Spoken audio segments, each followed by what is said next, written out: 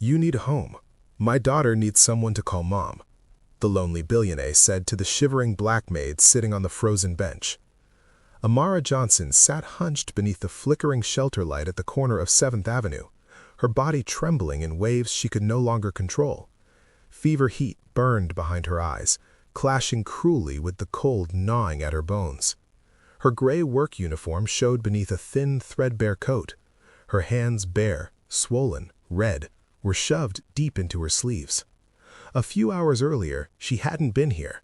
She had been on her knees, scrubbing a marble floor in a brownstone that smelled of bleach and old money, her head spinning, sweat soaking her collar despite the cold.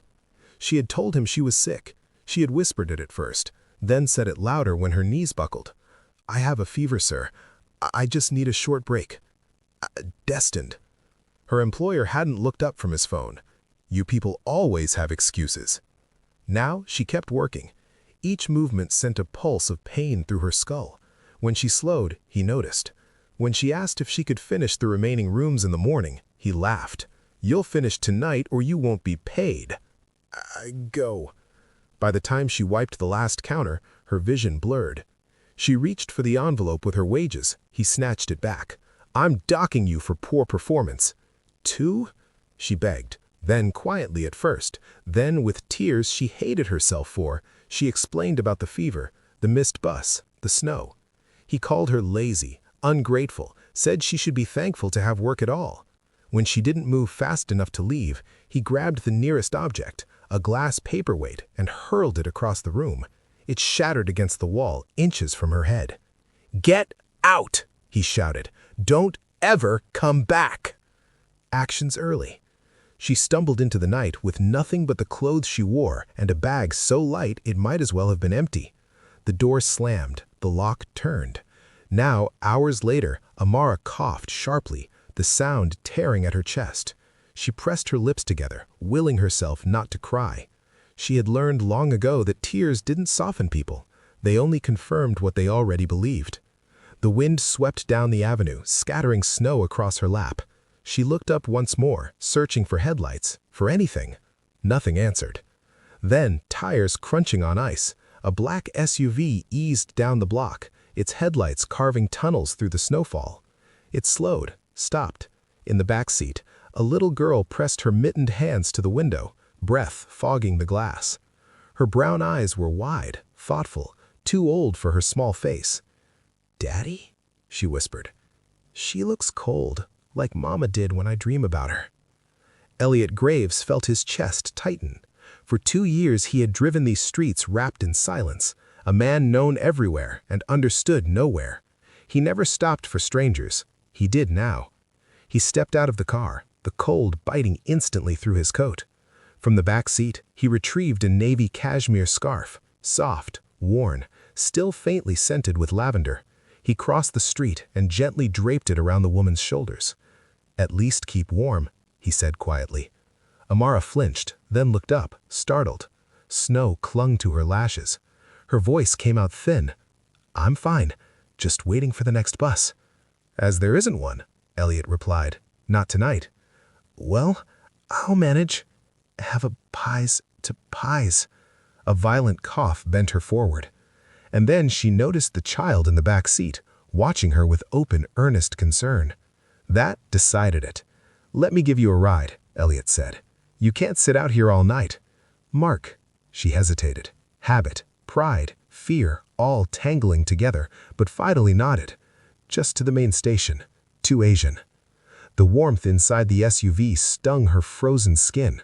Chloe smiled shyly. "Hi, BK." "Hi," Amara answered, managing a small smile of her own. For a moment, only the wipers spoke.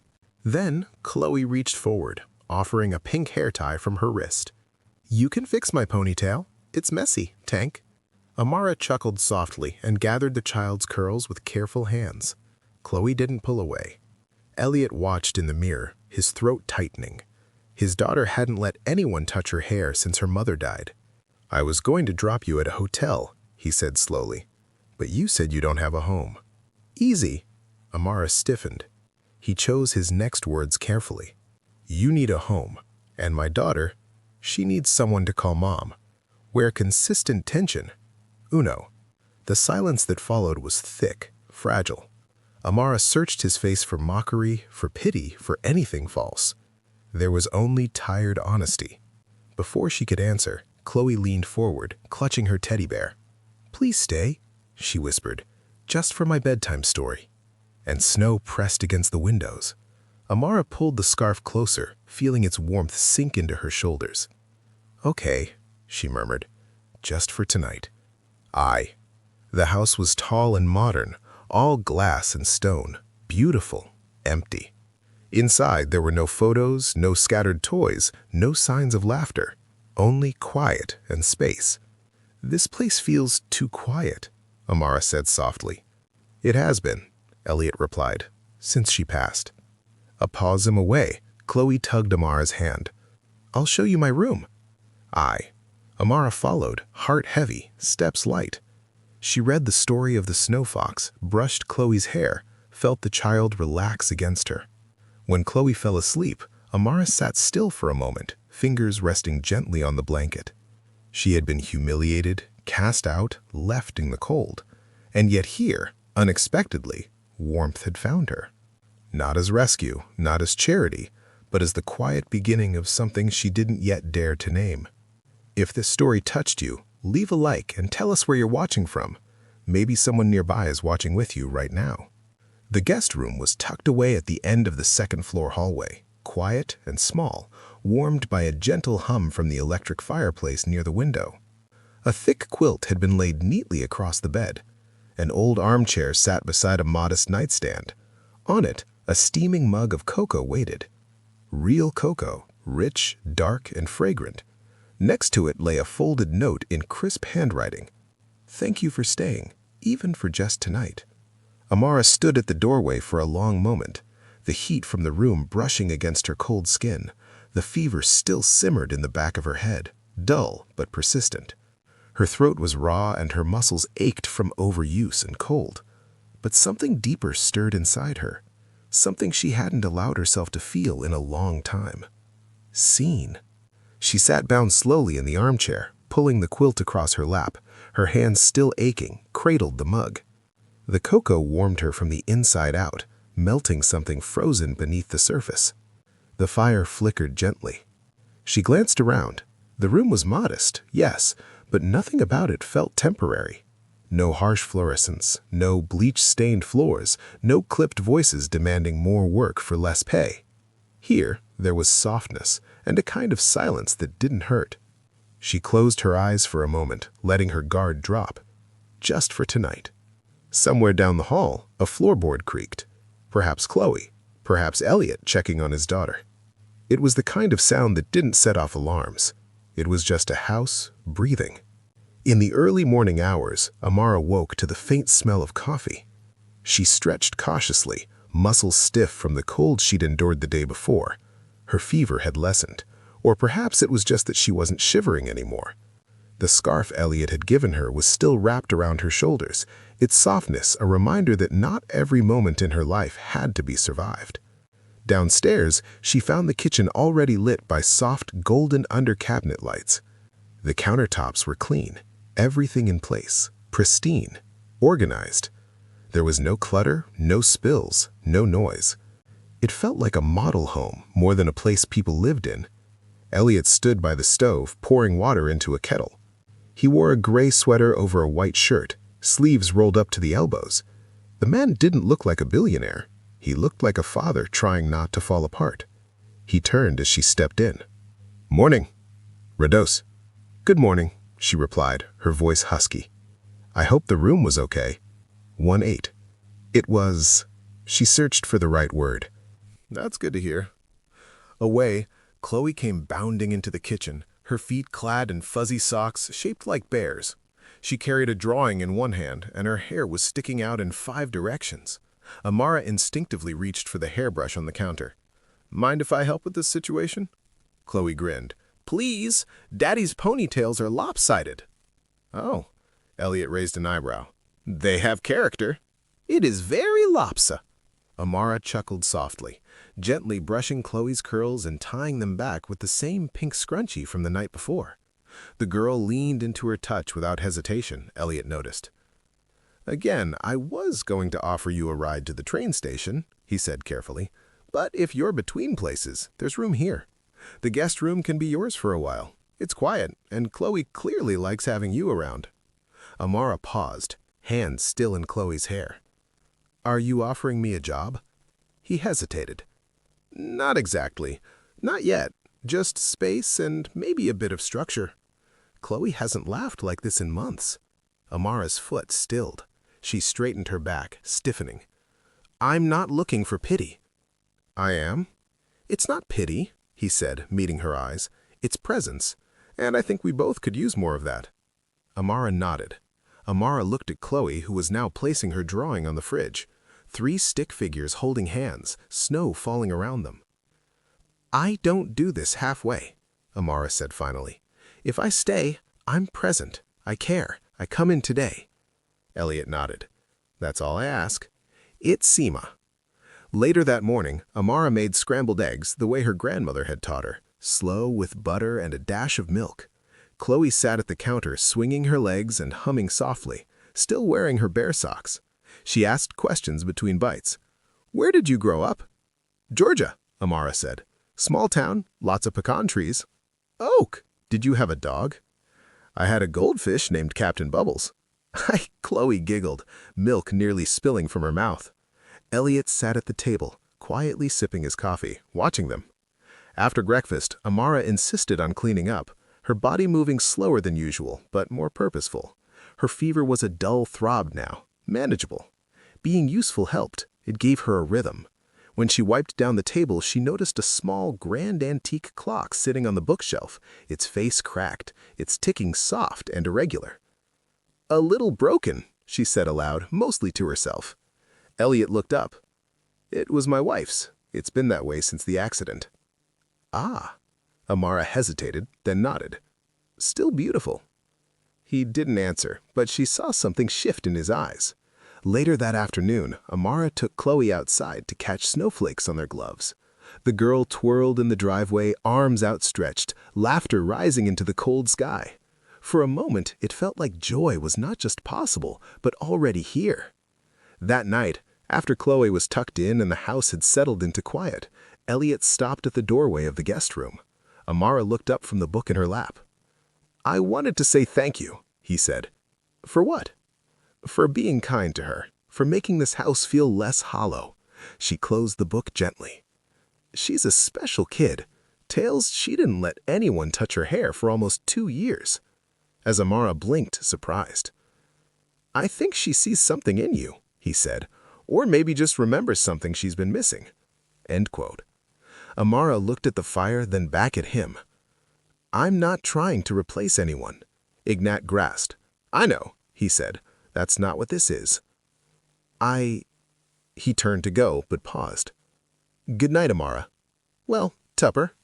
"Good night, Elliot." Do X. As the fire flickered behind her, she realized she wasn't cold anymore. Not just from the cocoa, not from the quilt, but from something gentler, something like the first flame in a long winter. By the 3rd morning, Amara's body had begun to settle. The fever had mostly gone, leaving a shadow of fatigue that clung to her shoulders like a shawl. But the cold ache had been replaced with something warmer, a rhythm, a familiarity she hadn't expected to grow so quickly. She rose before sunrise, quietly, moving through the house in socked feet. In the kitchen, she brewed coffee in silence, her fingers moving instinctively. Grind, pour, stir. A few minutes later, she laid out 2 mugs on the counter. One was hers, the other she placed beside a napkin, folded neatly. On the napkin, she wrote in cursive, soft and small, "Good luck today," or at least fewer meetings. "Oh," the coffee maker hissed. She smiled to herself. There was something soothing in doing small things for someone who didn't ask, but still noticed. By the time Elliot stepped into the kitchen, his tie half-tied, he paused mid-step. "You're up early," he said. "Old habits," she replied, sliding the 2nd mug toward him. "Thought you might need this." He glanced at the folded note, reading it quickly before folding it again and tucking it into his jacket pocket without a word. Thank you. Body 1. Chloe came bounding down the stairs moments later, still in pajamas, one slipper missing. Her hair was already half undone, a small curl stuck to her forehead. "Someone needs a quick ponytail," Amara said, crouching with the brush in hand. Chloe grinned and knelt, bouncing on her toes. "Can I have 2 braids today?" "Of course." Creasing. Elliot watched quietly, sipping his coffee as Amara worked through Chloe's hair with ease, humming a soft gospel tune under her breath. By the time Chloe was dressed, fed, and ready for school, Elliot checked his watch. "I can drop her off this morning. I know." "I'll walk her out," Amara offered, grabbing Chloe's red coat from the rack. Chloe wrapped her arms around Amara's waist before skipping toward the car. Elliot hesitated before unlocking the door. "She's been lighter lately," he said. Amara nodded. "Children know when the air in a house changes." "I meant—" He met her eyes. "So do adults." He opened the car door, helped Chloe in, and drove off. The house fell quiet again. Amara returned inside, took the last sip of her coffee, and looked out the tall kitchen windows. Snow had started again, gentle flakes drifting across the gray sky like tiny messages from somewhere softer than this world. She found herself walking the halls, taking slow steps past rooms she hadn't entered. The place was beautiful, but there was something missing, a heartbeat, a softness. No photos, no music, no clutter. The home of a man still frozen in grief. She passed a closed door and paused. Her hand hovered, then fell away. "Not mine to open," she reminded herself. Instead, she spent the next hour cleaning the guest bathroom and folding the fresh laundry that the housekeeper had left in a basket. She didn't have to. Elliot hadn't asked, but it felt right, like a small exchange for the warmth she'd been given. Later that day, she walked down the street to the corner bodega. The snow had slowed. She picked up a few things, her own toothpaste, a new brush for Chloe with pink bristles, and some lemons for tea. As she counted change at the register, the old man behind the counter gave her a curious glance. "You the new help up at the Graves place?" he asked. Amara froze. She looked up. "I'm just staying for a bit." "Oh?" He nodded slowly. "That little girl's been through a lot. Sweet kid. We have to do that." Amara offered a soft smile and took her bag. As she walked back, wind tugging gently at her coat, she thought about the way people reduced others to roles: help, guest, nanny. No one ever asked what someone was before the storm hit. That night, Elliot came home later than usual. Chloe was already in her pajamas, sitting on the couch beside Amara with a book on her lap. Amara looked up when he entered. "Long day?" she asked. "The kind that never ends," he replied, hanging his coat on the rack. Chloe perked up. "Daddy, look what we made!" She held up a plate, slightly burnt cookies, some shaped like stars, others like lopsided hearts. Powdered sugar dusted the coffee table, the floor, and a bit of Amara's sleeve. Elliot raised an eyebrow. "Baking therapy," Amara said with a tired grin. She picked the music. 80 seconds, Motown. We walked to Chloe nodded proudly. We danced, too. Elliot chuckled softly, the sound unfamiliar, but welcome. "I haven't heard that kind of joy in this house in a long time." Elliot nodded. He sat on the edge of the couch, picking up one of the cookies. "Star or heart?" "Heart," Chloe said. He bit into it, then made a face. "You sure this wasn't meant to be a rock?" Chloe giggled and tackled him with a hug. Later, after Chloe had fallen asleep with her bear clutched tight and crumbs on her pillowcase, Amara stepped out of her room and found Elliot standing in the dimly lit hallway, staring at nothing.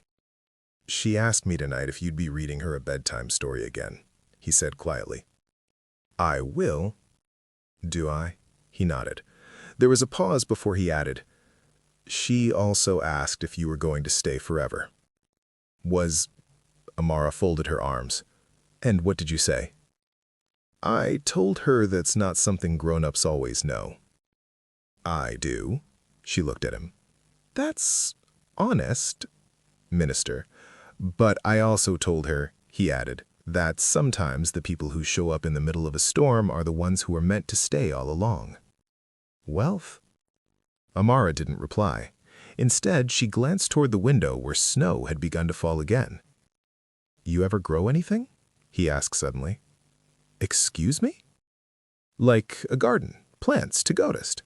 She smiled faintly. Not really. I grew up where soil was mostly clay and hope.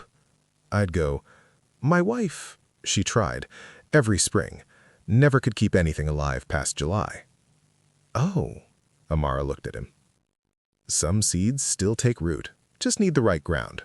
With Constance. Their eyes met. He looked away first. Good night, Amara. Good night, Elliot.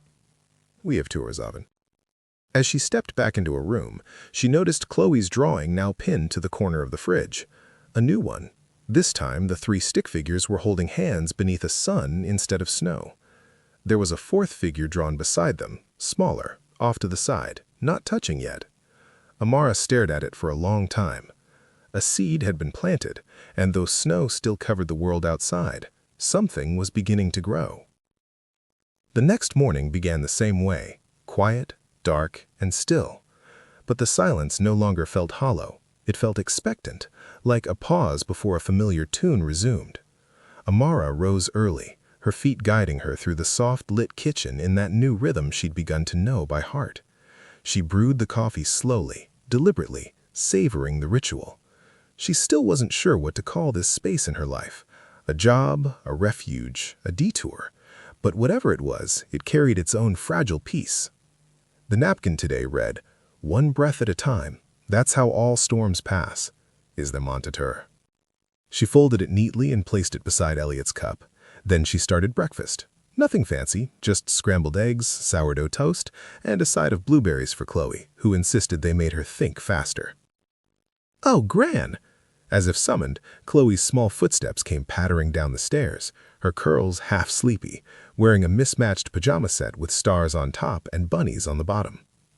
"Morning, baby," Amara said softly. Chloe rubbed her eyes.